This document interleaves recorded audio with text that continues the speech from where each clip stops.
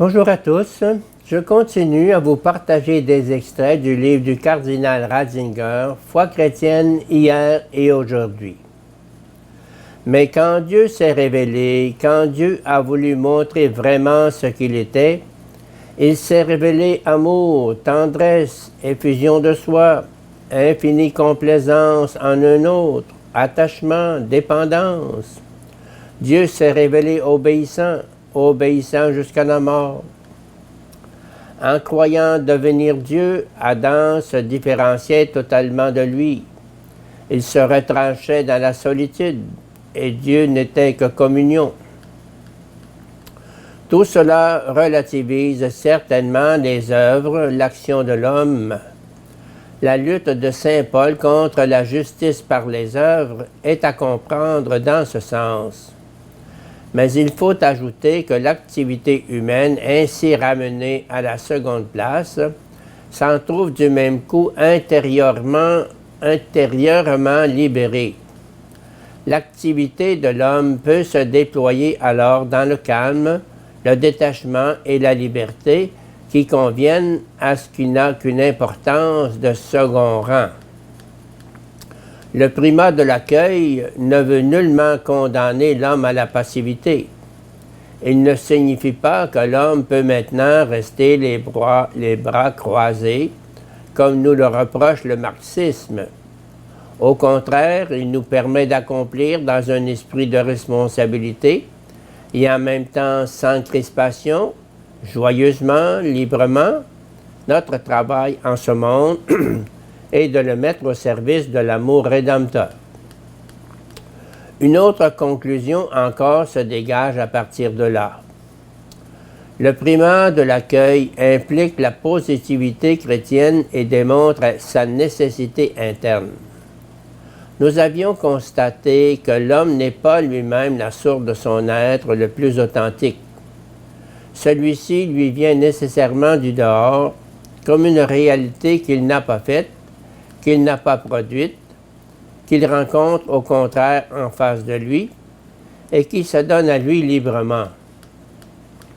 Mais dans ce cas, il faut dire que notre relation à Dieu ne peut finalement reposer sur les idées que nous forgeons, sur une connaissance spéculative, mais exige la positivité de cette réalité en face de nous, qui vient à nous comme quelque chose de positif à accueillir. Il me semble que l'on pourrait en quelque sorte réaliser à partir de là la quadrature du cercle de la théologie, c'est-à-dire que l'on pourrait montrer la nécessité interne de ce qui est apparemment la contingence historique du christianisme, montrer que cette positivité qui nous choque d'un événement survenant de l'extérieur est enfin nécessaire.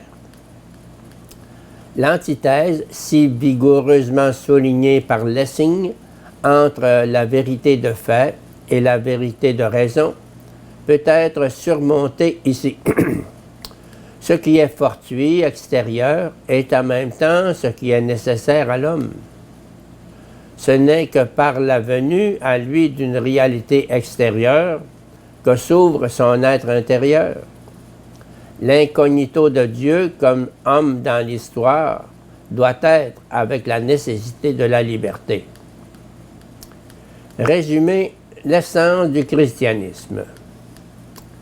Nous pouvons dire, me semble-t-il, en résumé, que les 6 principes dont nous avons essayé de comprendre les grandes lignes constituent comme la formule de structuration de l'existence chrétienne et en même temps la formule qui définit l'essence de la réalité chrétienne.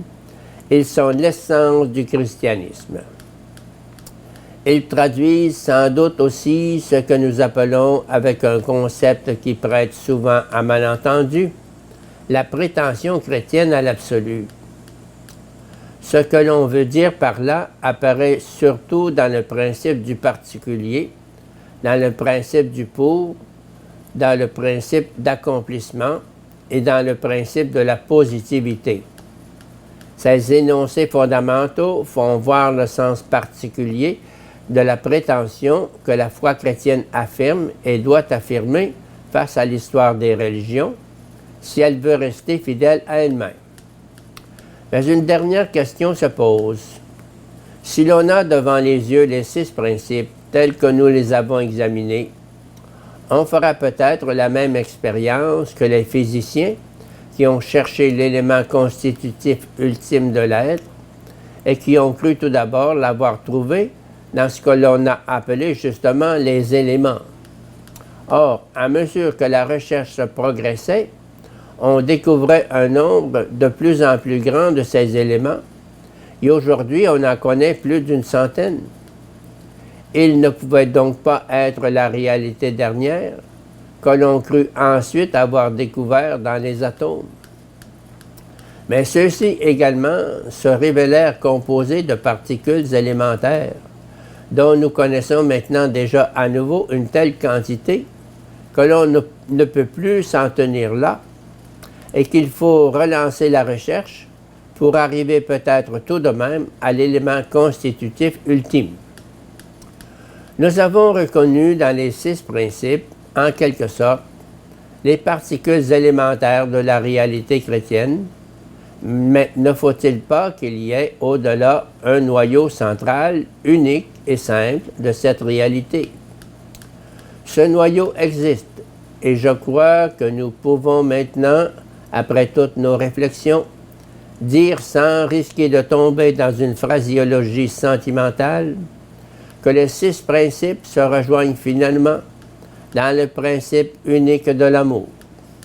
Disons-le brutalement, au risque même de prêter à malentendu, ce n'est pas le partisan d'une confession qui est le véritable chrétien, mais celui qui, par sa vie chrétienne, est devenu vraiment humain. N'est pas véritablement chrétien celui qui suit servilement un système de normes uniquement préoccupé de lui-même, mais celui qui est devenu libre et disponible pour la bonté simple et humaine. Le principe de l'amour, pour être authentique, doit assurément inclure la foi, car la seule façon pour lui de rester ce qu'il est, c'est la seule façon pour lui de rester ce qu'il est. Car sans la foi, qui, nous l'avons vu, exprime la nécessité où se trouve l'homme de recevoir, et l'insuffisance de toute prestation qu'il pourrait fournir, sans cette foi, la charité devient action autonome, se suffisant à elle-même. Elle perd sa réalité propre pour devenir justice acquise par ses propres forces. La foi et la charité sont interdépendantes et s'appellent l'une l'autre. Il faut dire de même que dans le principe de l'amour est présent aussi celui de l'espérance qui, dépassant le moment présent et l'instant particulier, cherche le tout. Ainsi, notre réflexion nous amène, en fin de compte, tout naturellement, aux 3 termes par lesquels Paul désignait les fondements du christianisme. Présentement, la foi, l'espérance et la charité demeurent toutes les 3, mais la plus grande d'entre elles, c'est la charité.